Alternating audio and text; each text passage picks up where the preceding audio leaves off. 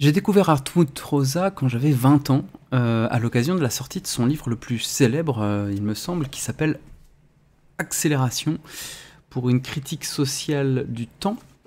C'est un assez gros pavé quand même, il fait 350 pages, et c'est un livre qui m'avait beaucoup intéressé à l'époque, qui m'intéresse toujours autant, enfin, dans lequel en tout cas je trouve beaucoup de choses.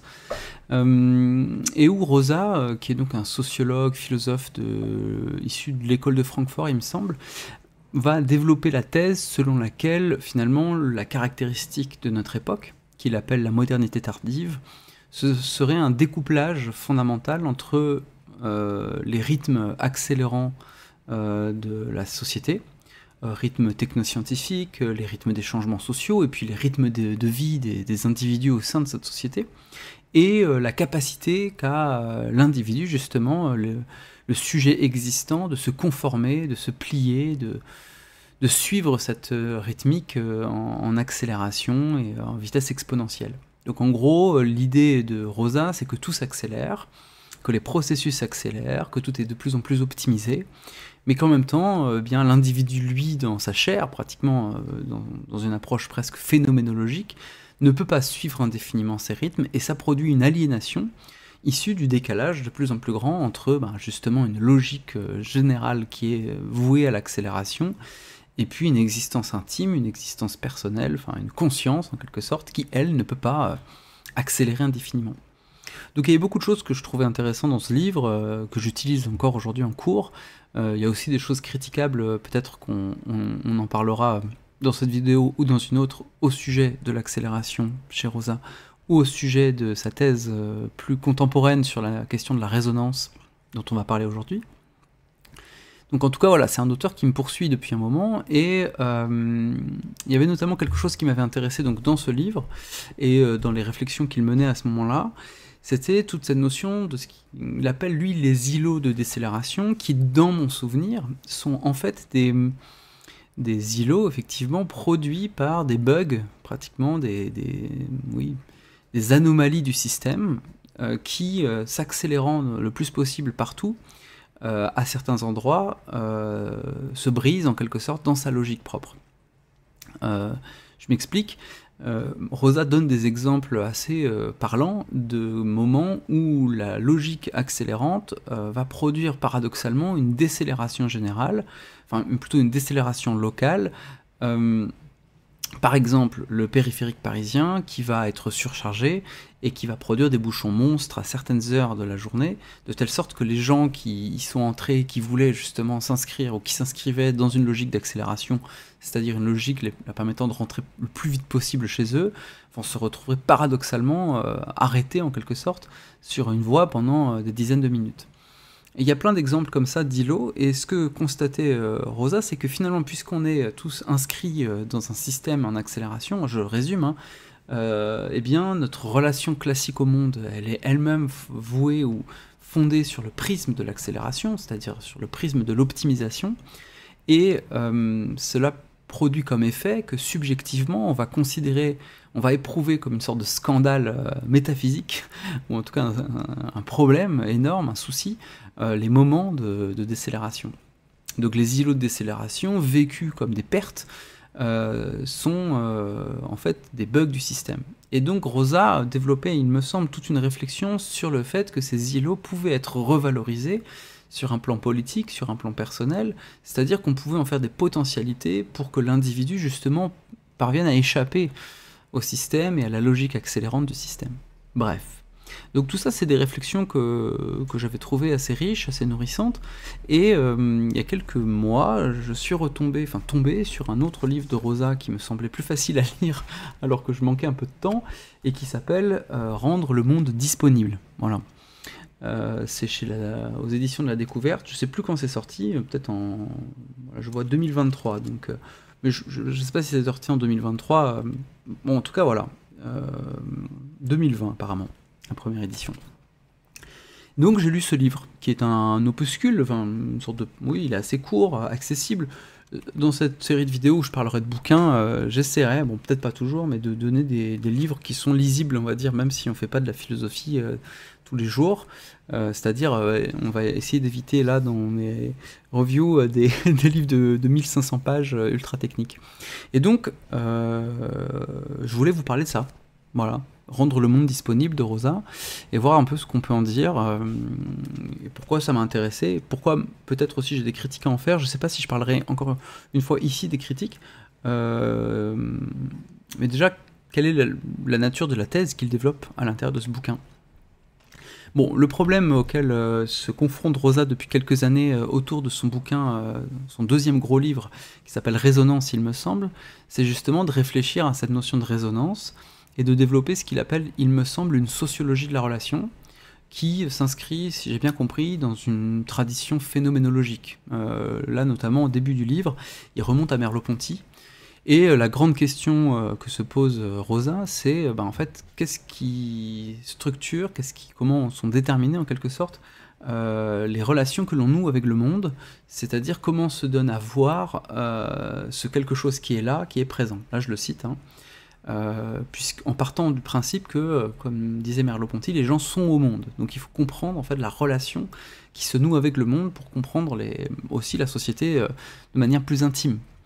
Et la question, on va dire, structurante de ce travail-là, mais sans doute du travail autour de la résonance, c'est la question de Rosa là, depuis quelques années, c'est pourquoi le monde devient muet. C'est pourquoi on a l'impression subjective, pourquoi cette impression peut exister dans ce qu'il appelle la modernité tardive, que, comme dirait Walter Benjamin, le cours de l'expérience a chuté. C'est-à-dire que des relations fortes, puissantes et structurantes avec le monde, ça existe de moins en moins. Bon, je résume, je fais ça à la truelle. Alors, qu'est-ce qu'il raconte du coup dans ce bouquin? Je vais essayer d'être rapide, là encore aussi vous me direz sur le format, parce que je savais pas s'il fallait que je fasse une vidéo très longue, très fouillée, ou un truc un peu plus spontané, peut-être plus intéressant à suivre, plus vivant. Vous me direz ce que vous voulez. J'ai fait beaucoup de fiches, j'ai fiché le livre, j'y ai réfléchi, mais je vais pas essayer de faire une vidéo qui va pas durer 40 minutes. Alors, la grande idée sur laquelle va partir Rosa, c'est l'idée que le rapport qu'on a au monde dans la modernité tardive est déterminé par ce qu'il appelle le point d'agression. Qu'est-ce que c'est le point d'agression? Pour ça, il faut comprendre en fait ce qui structure pour Rosa l'esprit en quelque sorte de la modernité tardive. Je reviens pas ici sur le terme de modernité tardive, pourquoi il appelle notre époque comme ça. Ça pourrait faire l'objet en soi d'une vidéo qui serait pas inintéressante à mon avis. Mais en tout cas, Rosa considère que ce qui caractérise notre rapport au monde finalement à l'aune de la modernité tardive, c'est que on estime que notre vie serait meilleure si nous parvenons à accéder à plus de monde, en quelque sorte. Et ça serait articulé à un impératif catégorique qui serait celui-ci: agis à tout instant de telle sorte que tu agrandisses l'ensemble formé par ce à quoi tu accèdes. Ça a une conséquence pour Rosa, c'est que tout ce qui peut être, tout ce qui apparaît dans le monde doit pouvoir être connu, dominé, conquis et rendu utilisable. Et ça a une importance décisive pour Rosa, et il se défend assez vite de cette idée, enfin d'une critique qu'on pourrait lui faire, c'est-à-dire que cette idée est assez banale, que finalement on la retrouve, peut-être on pourrait même la faire remonter au fameux se rendre comme maître et possesseur de la nature de Descartes, ou je sais pas, au développement de l'humanisme à la Renaissance, j'en sais rien. Lui, il dit en fait il y a quand même quelque chose de particulier au début du XXIe siècle, c'est que cette idée atteint une forme de radicalité qui n'a jamais été atteinte. Là, on peut penser au diagnostic à la Antionas, ou même aux réflexions de Michel Serres sur les objets mondes. C'est des hypothèses que j'ai fait en lisant le livre. Je parle pas, là je fais du name dropping, c'est horrible. Je mettrai peut-être en description des précisions sur ce que je voulais dire ici. Mais en tout cas, pour Rosa, le rapport que l'on a au monde dans notre modernité tardive, c'est précisément ce rapport agressif, en quelque sorte, qui va prendre la forme de to-do list, et je reprends ces termes, de to-do list exponentielle des sujets de la modernité, qui vont viser à l'optimisation générale de leur vie, qu'elle soit collective ou individuelle. Bon, mais qu'est-ce qui est nouveau? La nouveauté historique décisive, et qui me semble être intéressante à penser, je ne sais pas s'il a raison, mais ça me semble être une hypothèse intéressante, c'est qu'il dit que finalement, ce qui est modifié historiquement aujourd'hui, c'est que ce qui s'incarnait autrefois sous l'ordre du désir, c'est-à-dire une volonté de devenir plus, ce qui se donnait comme un désir, hein, s'éprouve aujourd'hui sous l'ordre de la menace. C'est-à-dire que pour Rosa, la caractéristique de la modernité tardive, c'est que l'impératif catégorique dont je viens de vous parler, donc il faut, je répète, hein, agrandir l'ensemble formé par ce à quoi tu accèdes, cet impératif catégorique est une injonction qui ne vient pas d'un désir, mais en fait de la nécessité de produire un équilibre dynamique dans la société. Autrement dit, pour Rosa, l'optimisation générale de la vie ne vise pas à aller plus haut, mais répond à la peur d'une perte et à la peur d'avoir moins. Rosa a une image pour essayer d'expliciter ce qu'il veut dire, c'est qu'en fait on gravit continuellement un escalier mécanique descendant. Donc évidemment on doit compenser toujours plus. Il faudrait dire que cet escalier mécanique descendant, peut-être il descend de plus en plus vite. Et donc l'hypothèse qui est faite ici, bon, qui est pour le coup assez classique, hein, c'est que les sociétés modernes ne peuvent se stabiliser que sur le mode de l'accroissement. Donc, pour le dire autrement, hein, le désir d'accroissement et d'extension de notre accès au monde n'est finalement pour Rosa que le corrélat culturel d'une logique structurelle, une logique du système. Et le désir dont on vient de parler, ce désir d'accroissement, devient de fait le principe dominant, les prises de décision à tous les niveaux de la vie, qu'elles soient individuelles ou collectives, hein. C'est-à-dire qu'elles prennent place même dans le champ très largement politique. Il faudrait rendre à tout prix le monde atteignable, et pour cela, on essaierait de le rendre disponible. Et cette distinction entre l'atteignable et le disponible va être très importante, parce que cette distinction est au cœur d'une confusion, selon Rosa, justement entre l'ordre de l'atteignable et l'ordre du disponible, qui ne renvoient pas finalement aux mêmes choses. Bon, il faut éclairer du coup le concept de disponibilité, qui est donc au cœur du livre, hein. C'est marqué ici, rendre le monde indisponible. Donc pour comprendre ce que c'est être indisponible, il faut évidemment savoir ce que c'est la disponibilité. Et pour pouvoir la clarifier, Rosa la pense sous 4 dimensions, on va dire, très rapidement. La disponibilité, c'est d'abord le fait de vouloir étendre la connaissance de ce qui est là. On va par exemple approfondir nos capacités d'observation des choses. Il donne l'exemple des instruments techniques d'observation, le télescope, le microscope, etc. On va vouloir voir mieux et plus, toujours. Cette première extension est articulée à une deuxième, c'est que être disponible, deuxièmement, c'est vouloir rendre atteignable ou accessible les choses. Ça implique de vouloir prendre du territoire en développant par exemple des technologies qui vont permettre d'accéder à des champs, des endroits, ou d'agir sur des plans qui autrefois étaient inaccessibles. Lui, il prend l'exemple des microtechnologies, donc des nanotechnologies, qui vont évidemment agir sur un plan de la réalité qui était inaccessible jusqu'ici, hein, l'infiniment petit. On pourrait prendre l'exemple de la conquête spatiale. Il y a plein d'exemples possibles, hein, je pense aux mesures récentes de Trump qui a autorisé, il me semble, le minage dans les grandes profondeurs. Enfin bref, tout ça renvoie à la même logique. La troisième logique de disponibilité, c'est qu'il faut rendre les choses maîtrisables. Rosa prend un exemple que je trouve intéressant, mais je ne suis pas assez cultivé, entre guillemets, pour savoir dans quelle mesure il est juste ou pas. Mais en tout cas, je vous le donne, vous me direz ce que vous en pensez si vous connaissez le sujet. Il prend l'exemple du colonialisme et il montre que finalement le colonialisme, c'est un mouvement qui articule la production d'un savoir, donc la cartographie, avec l'augmentation d'une maîtrise technique et du contrôle politico-militaire.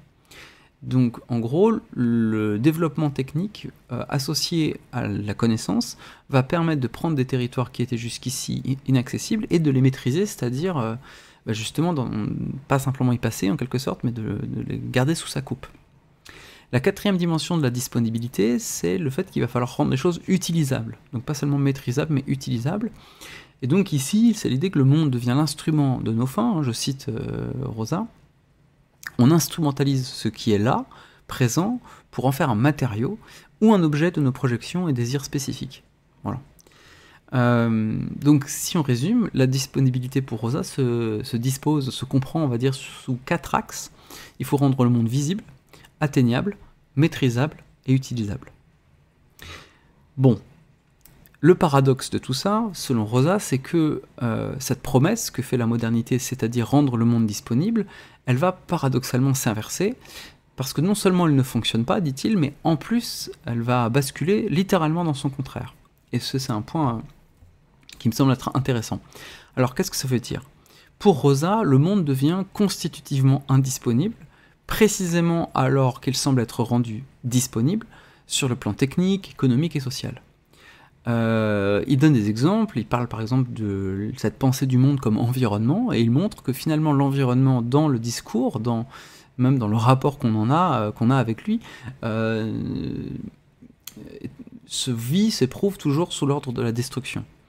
Il prend aussi l'exemple de la globalisation, et il dit la globalisation c'est la même chose, ça semble être l'incarnation pure du fantasme de la modernité tardive de rendre disponible le monde, mais en fait la globalisation est vécue et produite, et pensée dans les discours politiques notamment, et dans la construction politique, souvent comme dans l'ordre d'une menace extérieure, où l'extérieur est vécu comme chaotique, périlleux, et où cet extérieur, ce lointain, cet ailleurs, on va dire, produit une pression dangereuse sur l'espace délimité de notre univers familier.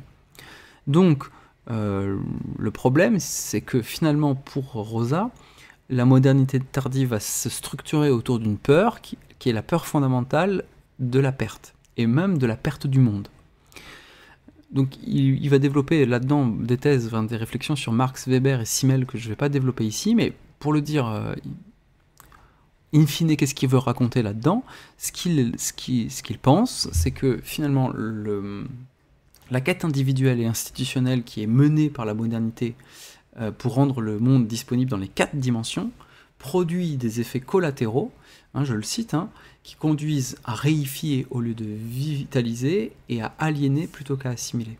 Donc finalement, la disponibilité que l'on vise, qui devrait être de plus en plus grande, se donne sous le jour de l'indisponibilité totale. La modernité, en fait, deviendrait incapable de se laisser interpeller par le monde, de se laisser atteindre par le monde, et pour le dire autrement, l'hypothèse que fait Rosa, c'est que en rendant de plus en plus le monde disponible, en optimisant sa disponibilité, ce que l'on empêche paradoxalement, c'est l'expérience d'une relation au monde, c'est-à-dire d'un rapport justement relationnel, c'est-à-dire responsif, je ne sais pas comment on pourrait dire correctement, c'est-à-dire où il y a une réponse réelle et une réponse transformatrice. Bon. Pour développer ce point, il faut qu'on comprenne que tout ça s'articule autour du concept que développe Rosa actuellement, qui est la notion de résonance. Et donc il faut faire un point sur la notion de résonance. Je vais essayer d'être efficace et pertinent. Mais il y a beaucoup de contenu là-dessus, donc au pire vous pouvez trouver mieux ailleurs peut-être. Vous me direz si c'est clair ce que je raconte. Pour comprendre en fait la notion de résonance, il faut peut-être comprendre ce que Rosa fait de la notion d'aliénation. L'aliénation, pour Rosa, ça décrit, je cite, une situation de relation sans relation, dans lequel le sujet et le monde se font face avec indifférence ou même hostilité, sans établir de lien inhérent. Et donc pour lui, ce rapport d'aliénation, qui est finalement donc une relation sans relation, donc une relation éminemment paradoxale et problématique, c'est le point de départ, cette relation, le germe en quelque sorte, du rapport d'agression dont on a déjà parlé. Bon, très bien, mais alors ça désignerait quoi? Une relation qui ne serait pas d'aliénation ou d'agression, mais de ce que Rosa appelle de résonance. Qu'est-ce que c'est un mode de relation résonant? Alors, pour comprendre la notion de résonance, il faut comprendre d'abord que donc ça va là aussi se diffracter en 4 plans, 4 moments en quelque sorte. Pour Rosa, la relation de résonance, d'abord, donc, elle s'établit dans un moment de contact, qu'il appelle l'affection. Ici, c'est l'idée que le monde va nous appeler d'un seul coup, donc c'est très phénoménologique, il va nous appeler, il va nous arrêter, et Rosa a une expression, il considère que c'est le moment où le blindage de la réification est percé.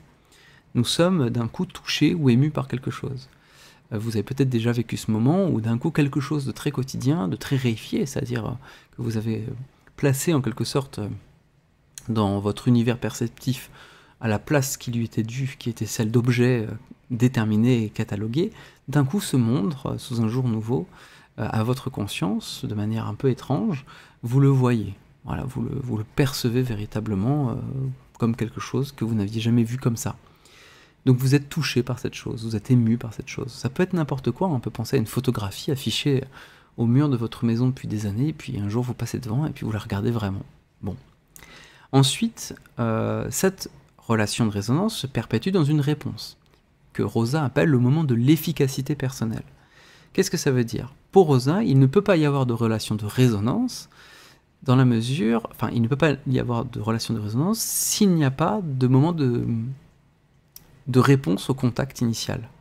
C'est-à-dire qu'il faut qu'il y ait une réaction, et cette réaction, en fait, elle est émotionnelle, au sens premier de l'émotion, l'émotion signifiant émovere, hein, on se porte vers. Donc, c'est pas simplement qu'on va être interpellé par le monde, c'est qu'il va nous émouvoir, c'est-à-dire qu'on va se porter vers lui. Le troisième moment de la relation de résonance, c'est que il y a un moment d'assimilation ou de transformation. L'idée, c'est que pour Rosa, les relations de résonance se rendent spécifiques parce qu'elles modifient la relation au monde en général. Donc c'est non seulement nous, mais le monde qui se transforme dans et par la relation de résonance. Il prend l'exemple, si je grimpe une montagne, cette montagne, elle n'aura pas la même signification que quand je la regarderai simplement par le biais d'une vidéo sur mon téléphone. C'est-à-dire que mon ascension n'a pas simplement produit une modification personnelle, mais aussi a reconfiguré en quelque sorte cet endroit du monde, de telle sorte que le lien que j'ai noué avec cet endroit n'est pas un simple rapport distancé, réifiant, etc. Tout ça se fait sous la condition, évidemment, que mon ascension ne s'est pas fait sur le mode de l'appropriation, par exemple d'un tourisme de masse, ou d'un rapport, oui, réifiant, même un tourisme de luxe, hein, ça pourrait être la même chose, c'est-à-dire où on essaie de cocher une checklist de choses à faire pour optimiser son rapport au monde, hein, sur le mode, je sais pas, si j'ai pas fait toutes ces îles paradisiaques avant de mourir, j'aurais raté quelque chose. Et enfin, Rosa considère que l'un des points très importants de la question de la résonance, et c'est l'objet de ce livre, c'est ce qu'il appelle le moment de l'indisponibilité. Et donc, ce moment de l'indisponibilité repose sur une définition conceptuelle de ce qu'il appelle l'indisponibilité. Alors qu'est-ce que c'est l'indisponibilité?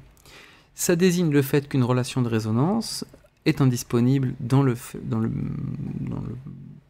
pour une raison simple, c'est qu'on ne peut pas contrôler les conditions subjectives et sociales, les conditions spatiales et temporelles qui permettent à coup sûr de parvenir à cette expérience.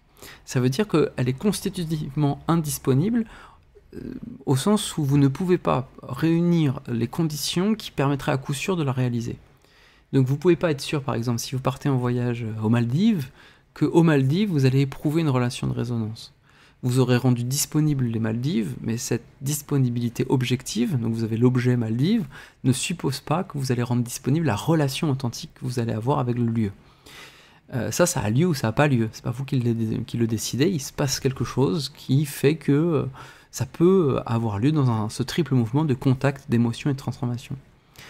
Donc ça veut dire, premier principe de l'indisponibilité, on ne peut pas obtenir ni empêcher la résonance de manière certaine. Mais il y a autre chose. Rosa considère que le deuxième aspect de l'indisponibilité, c'est que on ne peut pas prédire dans quelle direction on va être transformé par la relation de résonance. On ne peut pas savoir quel va être le résultat de la transformation. De ce point de vue, la relation de résonance va résister évidemment à la réification moderne, puisqu'il ne peut pas y avoir d'optimisation. Ça, c'est très important, hein. Dans le cadre notamment, il parle à la fin du livre des institutions, et il dit, mais en fait, le problème, c'est que les institutions modernes sont évidemment très réfractaires à la résonance pour une raison simple, c'est qu'il faut optimiser quelque chose, enfin, le plus possible, et donc vous ne pouvez pas laisser en quelque sorte quelque chose dont vous ne pourrez pas être sûr du résultat. L'errance, l'égarement, la perte, une certaine forme de perte, ou d'échec, qui sont les conditions, on va dire, pas les conditions, mais on va dire le champ dans lequel la résonance peut avoir lieu, ben ça, vous essayez le plus possible de le supprimer. Et donc, évidemment, il ne peut pas y avoir de résonance dans un milieu ultra optimisé. En tout cas, c'est beaucoup plus difficile. Alors, pourquoi je trouve cet aspect assez intéressant? C'est parce que, pour Rosa, ça veut dire qu'on ne peut pas se battre pour obtenir la résonance. Et il produit ici une analyse de la modernité tardive. Il dit finalement le problème, c'est que le capitalisme et la marchandisation moderne conduit à une transposition d'un besoin existentiel de résonance, donc de relation au monde, en un désir d'objet. C'est-à-dire que puisque je veux absolument garantir que je rentre en relation forte avec le monde, je vais payer un certain prix pour, je sais pas, aller à New York. Mais du coup, j'ai transposé un désir de relation. Je voulais en fait éprouver une expérience particulière en étant à New York, une expérience relationnelle, on va dire, qui me transforme, qui m'émeuve, etc. Puisque pour la rendre disponible, j'espère en fait qu'en achetant un billet d'avion, eh bien, je vais à coup sûr y parvenir. Mais évidemment, en fait, il y a une translation problématique qui est le passage d'un désir donc de relation. C'était ça en fait qui me motivait au départ, a priori, en un désir d'objet. Et Rosa considère que tout désir humain fondamental est désir de relation. Et donc cette transposition, elle est éminemment problématique. Rosa va, à partir de ces réflexions, tenter de produire 5 thèses sur la disponibilité des choses et l'indisponibilité de l'expérience. C'est le titre du chapitre. Et en fait, ces 5 thèses se fondent sur une idée, c'est que en fait, pour Rosa, on ne peut pas rabattre la résonance, la relation de résonance, sur une totale indisponibilité. En fait, il est possible, selon Rosa, de n'entrer en relation qu'avec ce qui est à demi disponible. C'est-à-dire ce qui va en quelque sorte voyager entre une disponibilité totale et une indisponibilité complète. Et donc, Rosa va essayer, pour pouvoir comprendre en fait comment ça se passe, de distinguer l'indisponibilité constitutive de l'expérience de la résonance. Comme on vient de le dire, elle est indisponible parce que on ne peut pas la provoquer à coup sûr et parce qu'on ne peut pas savoir comment elle va nous transformer. Et la disponibilité des choses dans la modernité tardive, pour comprendre en fait la place de la résonance, de la question de la résonance dans le champ de sa sociologie de la relation. Alors la première thèse qu'il formule est celle-ci: l'indisponibilité constitutive de la résonance et la disponibilité de principe des choses ne forment pas encore une contradiction en soi. L'hypothèse de Rosa, c'est bien ici que ce n'est pas parce que les choses sont disponibles qu'elles ne peuvent permettre une relation de résonance caractérisée par l'indisponibilité telle que nous l'avons définie au départ. Bon. La deuxième thèse donne ceci: les choses dont nous disposons complètement, c'est-à-dire dans les 4 dimensions, perdent leur qualité de résonance. La résonance implique donc la semi-disponibilité. Ça c'est très important pour la suite, puisque évidemment ça suppose notamment qu'il ne peut pas y avoir de relation de résonance s'il n'y a pas une résistance à cette relation. C'est un peu paradoxal, mais pour Rosa, on ne peut précisément pas contrôler, pas optimiser, pas anticiper une relation de résonance.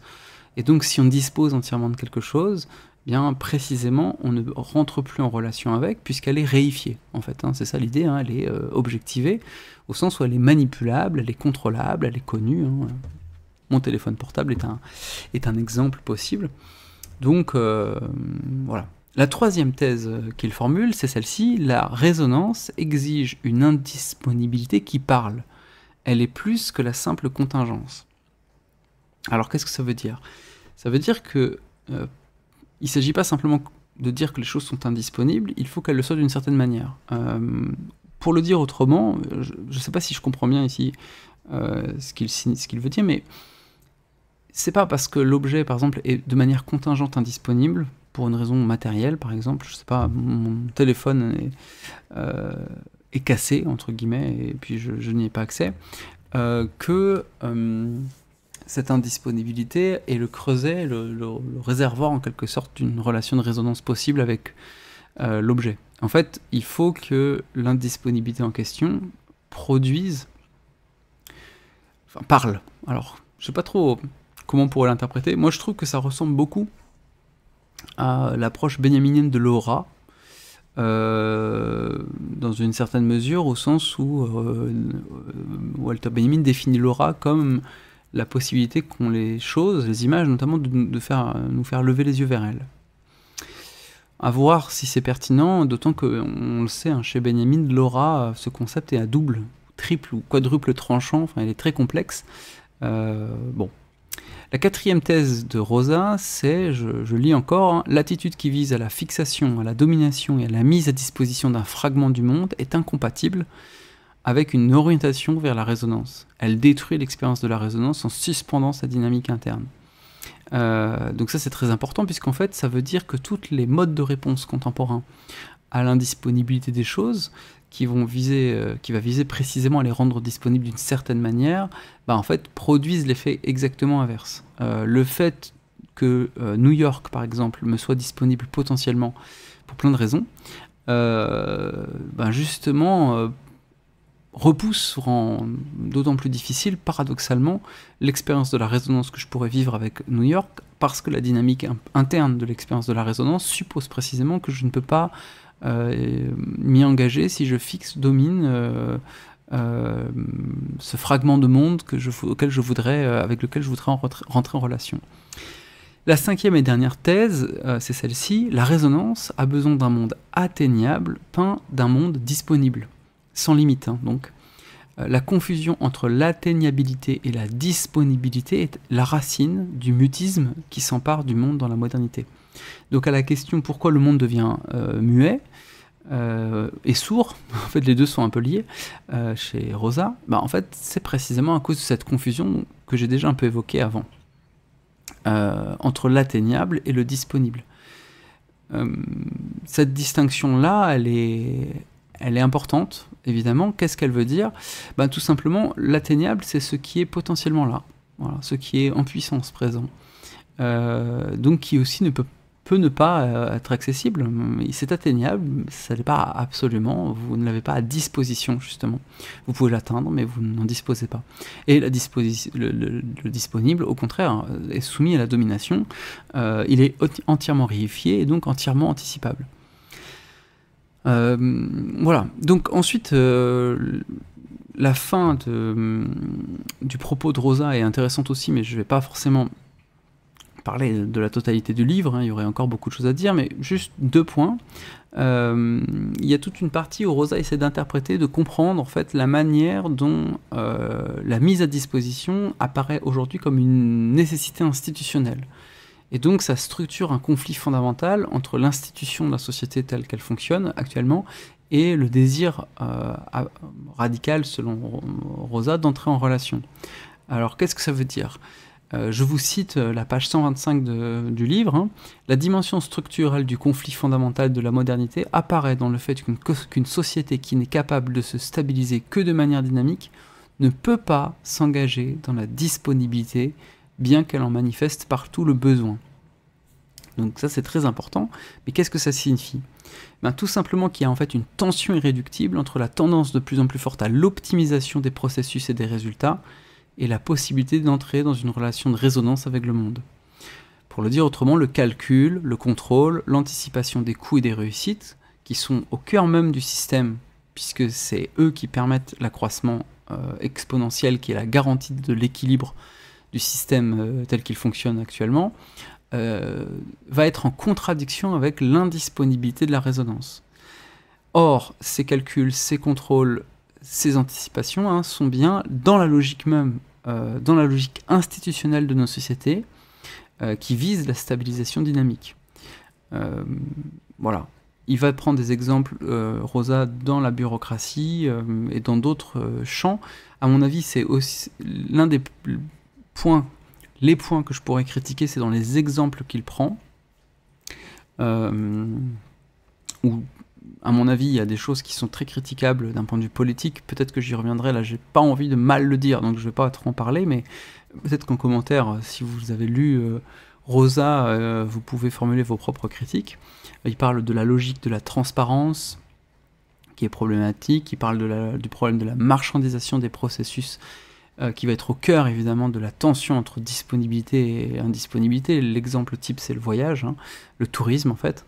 Mais même le voyage, en fait, c'est-à-dire, il ne s'agit pas d'une critique sociale d'une sorte de critique faite par une sorte de... Enfin, je ne crois pas qu'on puisse lui faire le reproche d'avoir une sorte d'approche bourgeoise de la question, puisqu'il ne s'agit pas de dire, par exemple, que le tourisme de masse en soi est problématique. Le tourisme de luxe, quelqu'un qui prendrait ferait justement des voyages, au sens un peu noble du terme, dans une sorte d'imaginaire bourgeois.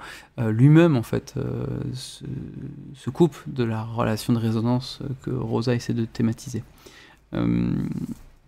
Et puis, il y a évidemment toute une réflexion chez Rosa avec la question du langage et la tendance identificatrice du langage qui empêche justement la résonance. Ce point-là, il est très complexe. Peut-être que c'est un point que j'ai trouvé soit pas assez maîtrisé, soit pas assez développé en fait dans le livre. Il faudrait que je lise en fait le livre sur la résonance de Rosa, où peut-être il éclaire un peu son propos. Donc, Rosa va terminer, en gros, il termine son livre par une réflexion au sujet du désir, et la thèse fondamentale de Rosa à ce sujet, hein, qui est une thèse philosophique, plus que sociologique, j'ai l'impression, je ne sais pas ce que vous en pensez, c'est de dire finalement que le désir fondamental, c'est le désir de relation. Et donc la confusion entre l'atteignable et le disponible, hein, donc l'atteignable, c'est ce avec quoi la relation est possible, hein, mais non certaine. Donc l'atteignable peut me résister ou me surprendre.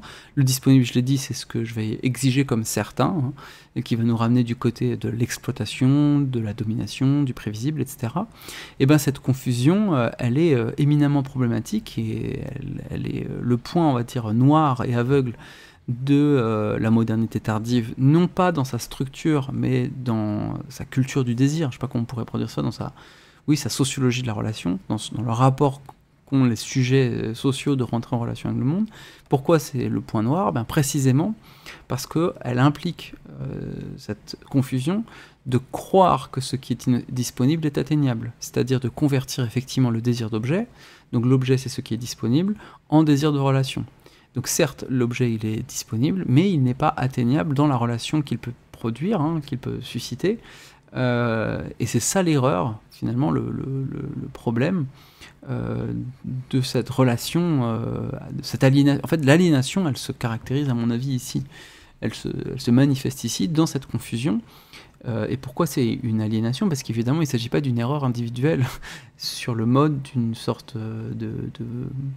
d'incompréhension de l'individu quant à ce dont il aurait besoin, mais bien d'une structure de la société, dans son organisation, dans ses principes, qui fait qu'on convertit de fait des désirs de relation en désirs d'objet.